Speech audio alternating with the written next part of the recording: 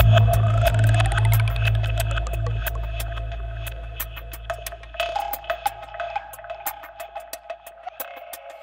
to the edge of the edge of the edge of the edge of the edge of the edge of the edge of the edge to the edge of the edge of the edge of the edge of the edge of the edge of the edge.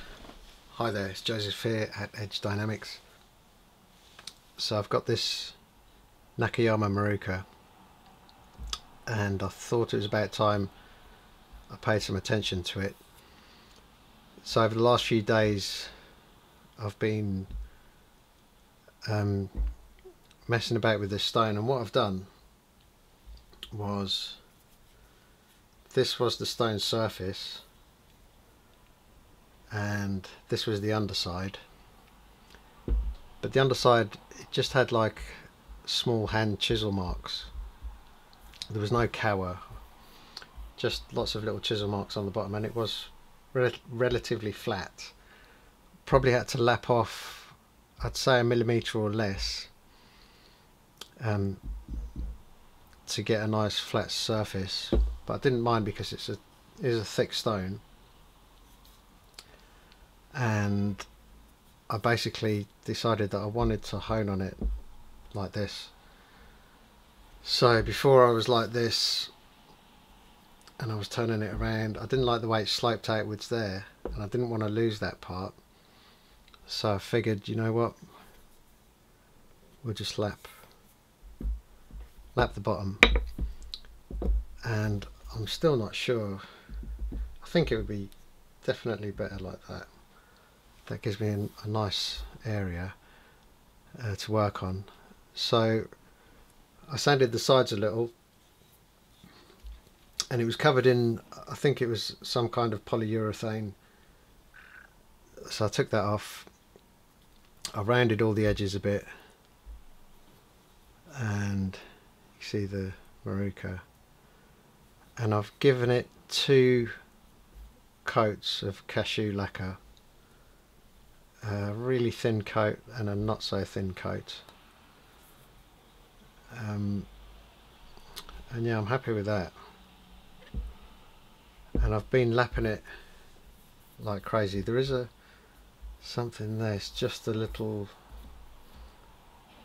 dot there, but yeah, I've been killing myself to lap this. I originally took it flat with the silicon carbide, but I've then since it's all been lacquered and finished, I've been lapping it with the Shapton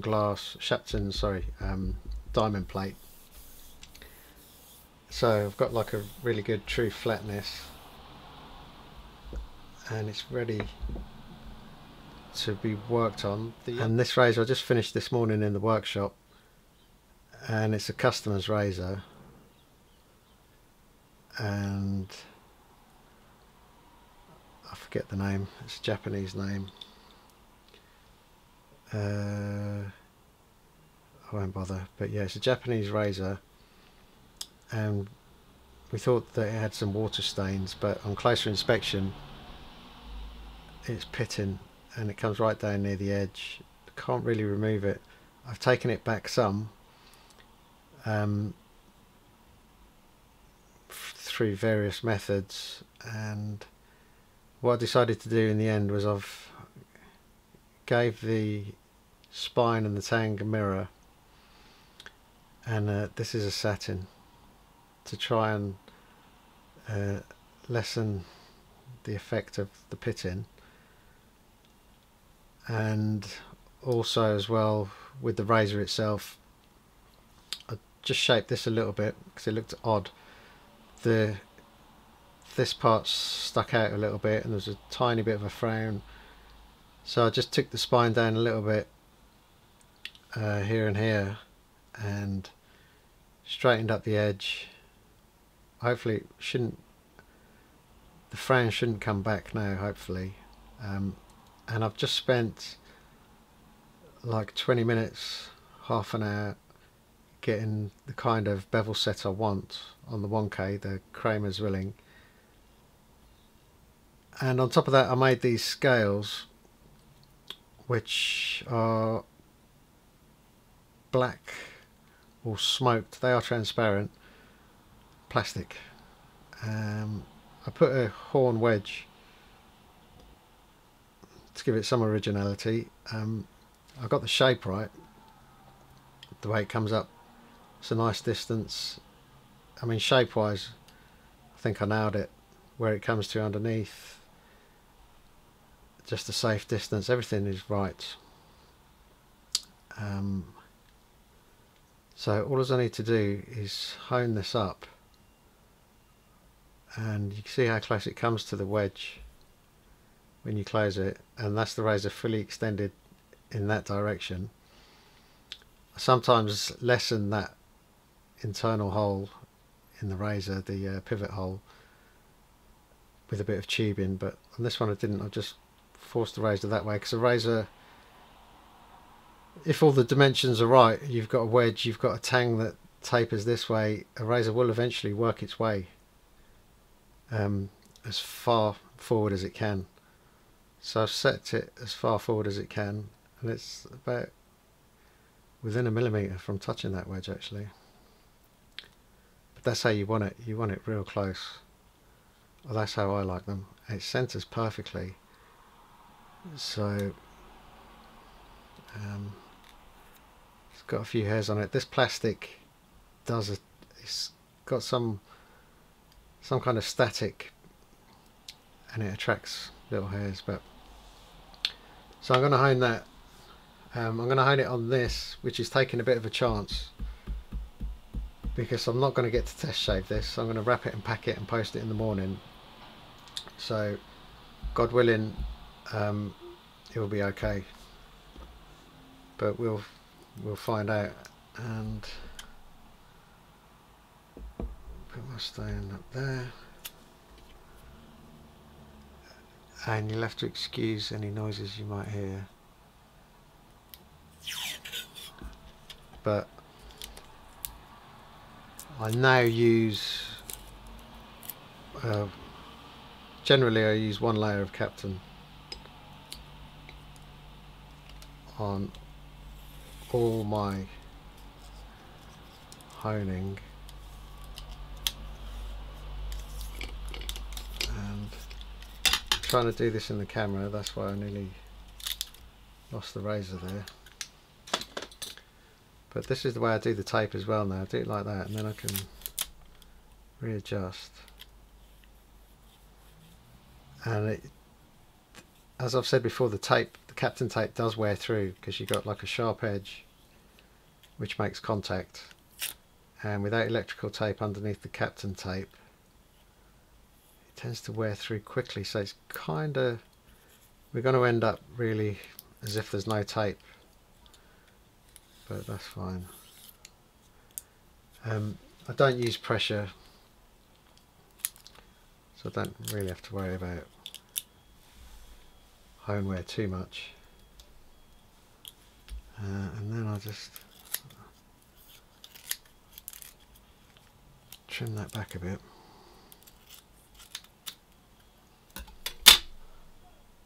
And I think that'll do. And also, I wanted to talk in this video as well a bit about tape versus no tape, and how I look at it. And it comes down to, basically, before I start honing, I'll talk about this.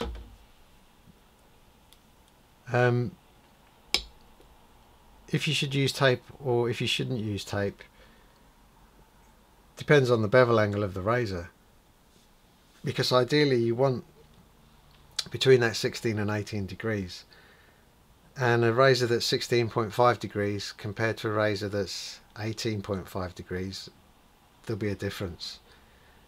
The degrees of the bevel angle is the difference between a razor that is okay, amazing, terrible.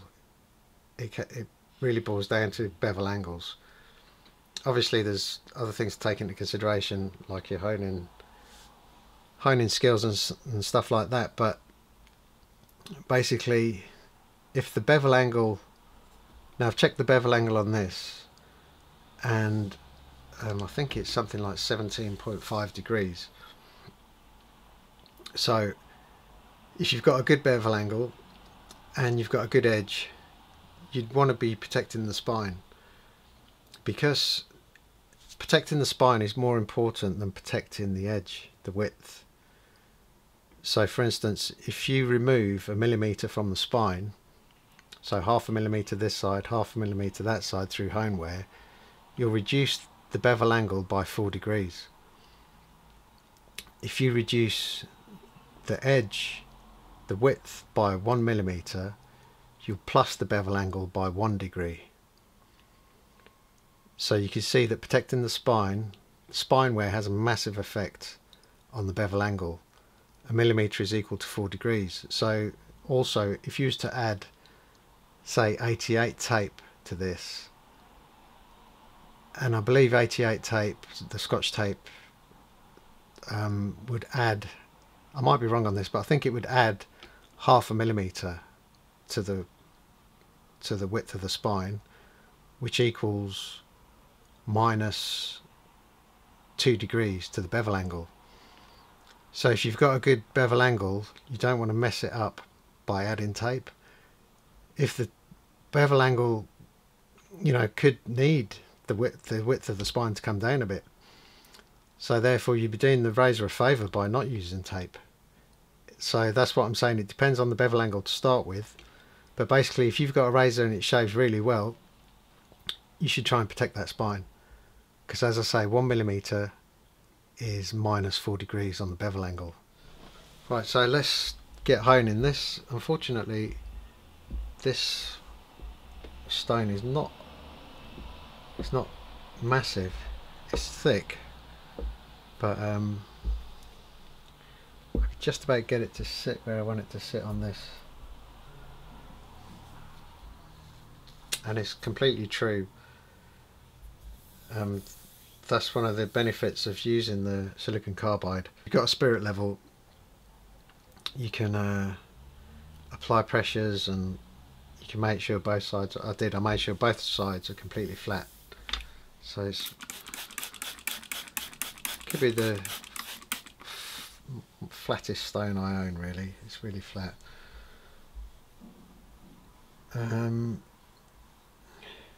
So because I've just lapped it as well, I'm not really going to get a true reading, because a good way to judge, so the way that they deal with steel and certain types of steel and how fast they work, obviously that's the main, that's what you're looking for, but how they deal with Nagoras is also interesting, and you can get a lot of information from that. So I've got a Botan, and it's hard. See, no, it's really hard. So we see, but what I'm saying is, because this has just been lapped, it's gonna be coarse, so it's gonna slurry up quite quickly. But probably on the next toning session that would give me a truer reading to really, I mean, I could tell you that the stone is really hard, because I've near enough broke my back trying to lap this. I know my Shapton diamond plate must be quite low now. I've been using it for some time, but it really took some effort to get to the edges. So we go with that. And these are the same Nagoras I've been using on my I've been using 2 sets on my Izuku Kita. This is the latter set I've been using, and so I know how they work, but we're chucking in a different Tomo for this stone, and we'll see how that goes. But I thought I saw something. It's my imagination. So it really is a grey slurry, so we're not really going to see this darken. But what I will do is I'm going to work this a little bit, and then I'm going to have a quick look under the microscope and see what's going on. The steel is strong steel.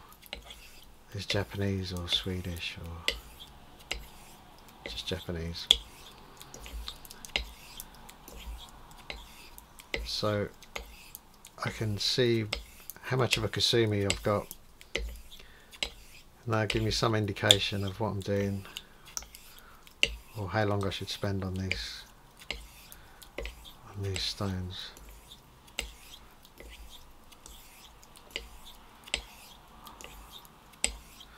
I'm going to call it there. I'm going to have a quick look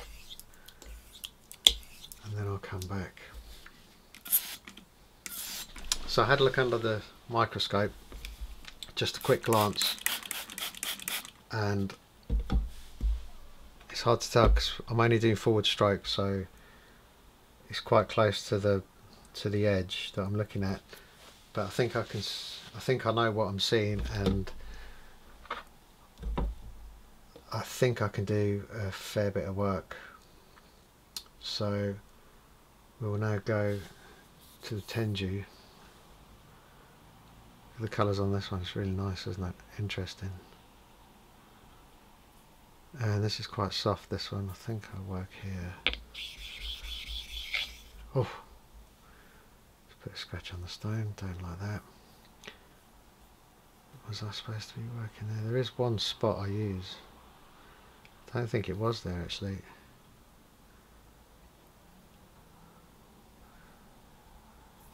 No, I can't tell.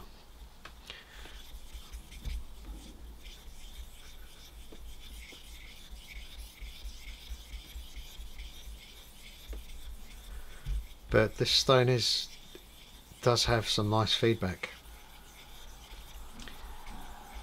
and that's why I'm looking forward to using this stone.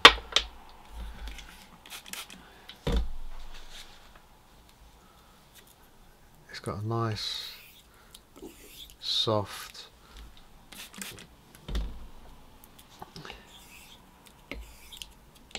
it's like I'm honing on cheesecake just out of the fridge.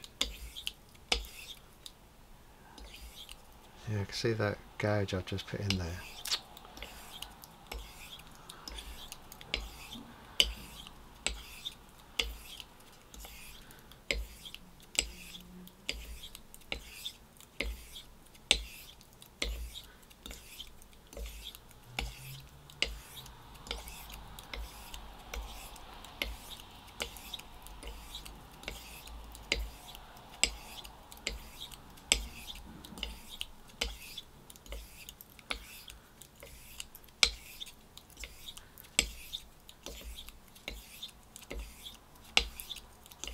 But yeah, the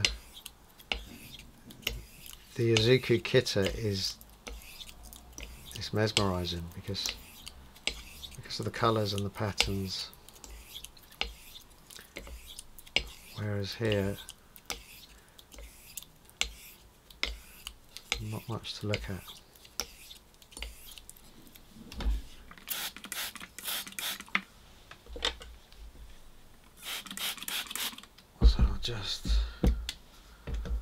We just motor through now. We've got the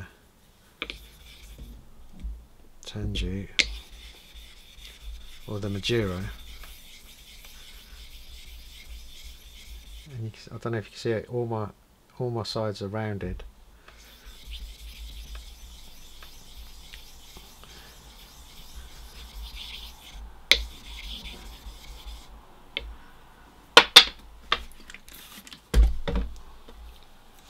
So I'm actually interested to see how fast this stone wears as well.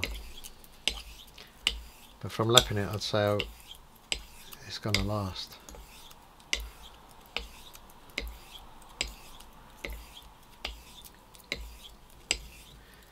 But from my experience, I'd say as well, you shouldn't be afraid of lapping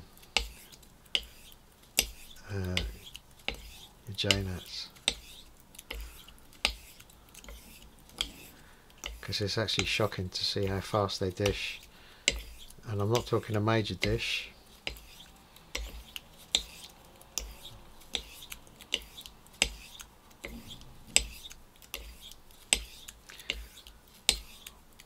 But yeah, this is working out pretty well. I mean, I thought I'd just be using this part of the stone, but I'm actually near enough using most of it.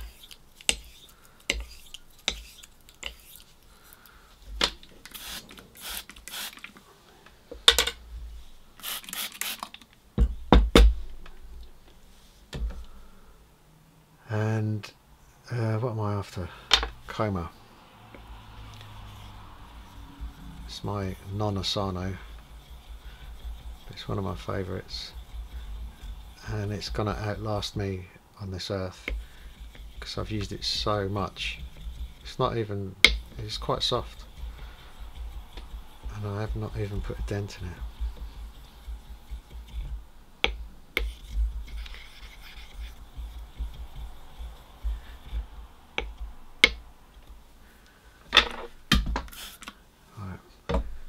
Just lost a Tomo. No, we lost the Botan. Just went off the table. Luckily we got carpet.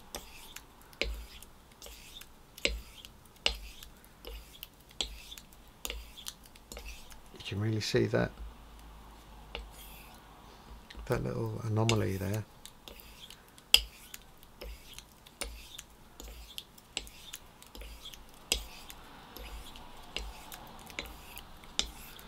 So what I'll do when I've finished is I'll check under the scope once more,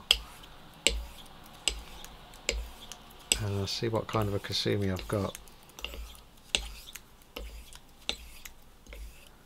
I mean, you could just go up and down with this,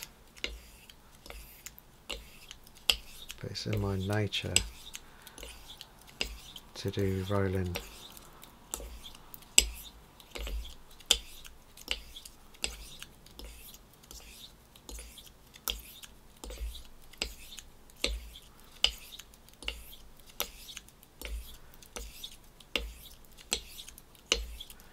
The only razor I can actually recall honing on this was that French Artude, it's Artude and something, and I made a video, a shave video. That's one of my personal razors, which I'll always keep, that one. I've got two French razors and they're both amazing. Excuse me, I've probably got more, but two that will be with me. I've got the Hamon Fabricant and the Artude, and they both shave well, especially that Hamon, the Fabricant, Hamon Fabricant, that is something else. So I've chosen this Tomo, and looking at it, it needs some work. It's like there's no rest for the wicked, is there? So I don't know what I'm looking at here. This is whatever they've put on this. I'd like to take it off and make this look nice, but we'll see. It's fairly soft. If it works well with this, then I'll mess about with it.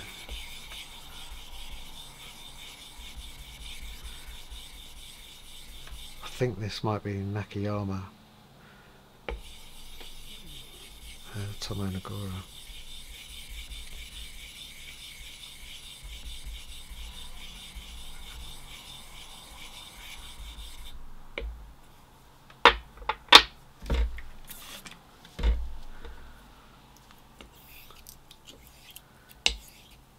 But yeah, nothing too special in this video. I just wanted to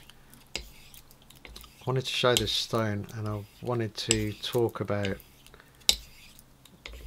the tape or no tape, because I did actually make a video previously, but the lighting was terrible, so I thought,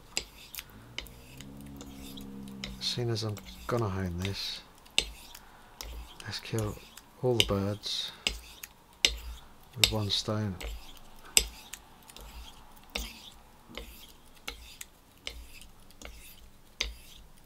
And you notice I don't do circles. I'm anti-circle.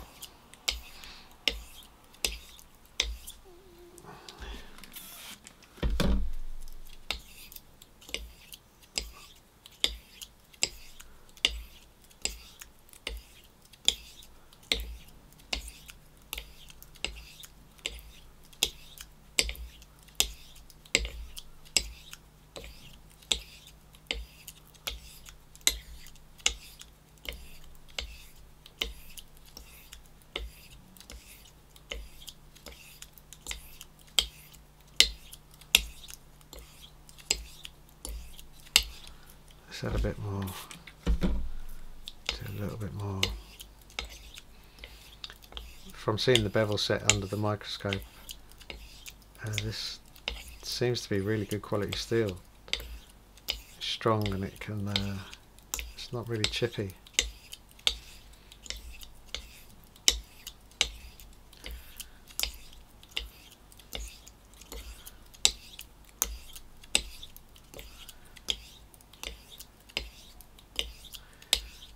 So this is about the long and the short of it, and I suppose I'll pop back with a HHT. I'll strop this and then I'll come back and film the HHT and we can see if it's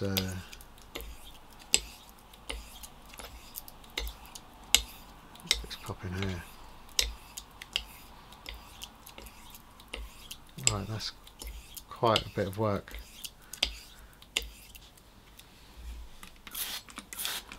Right, so I've just stropped this and I've gave it 50 on the linen and 50 on the leather. Shell cordovan, of course. You can see the scales. I really do like the shape of these scales. I mean, I think I nailed it. But let's see what's going on.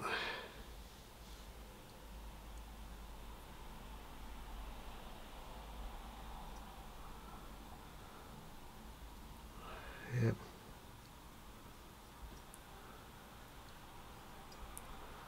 Yeah, that's fine. I mean,